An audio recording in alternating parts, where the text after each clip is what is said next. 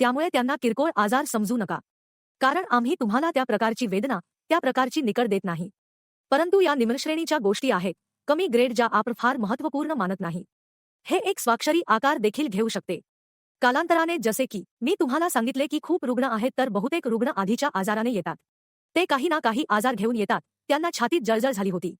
आता तुम्ही म्हणाल की छातीत जळजळ हा आजार नाही. तर मी जे म्हणत आहे ते म्हणजे सर्वप्रथम त्या प्रणाली ते आणूया सुरुवातीला. त्यांच्याकडे फक्त एक समिती असते. छातीत जळजळ, आम्लपित्त, सूज येणे, पोट फुगवणे, भूक न लागणे किंवा खोकला येणे असे लक्षण आहे. आम्हाला वाटते की कमी ग्रेड ठीक होईल.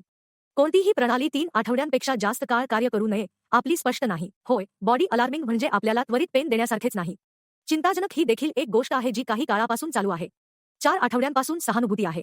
5 आठवडे झाले, 6 आठवडे झाले, 6 महिने झाले, 1 वर्ष झाले. 1 वर्ष जर तुम्हाला काही वेदना होत असतील तर त्याकडे दुर्लक्ष करू नका. आपल्याला ते दाखवावे लागेल.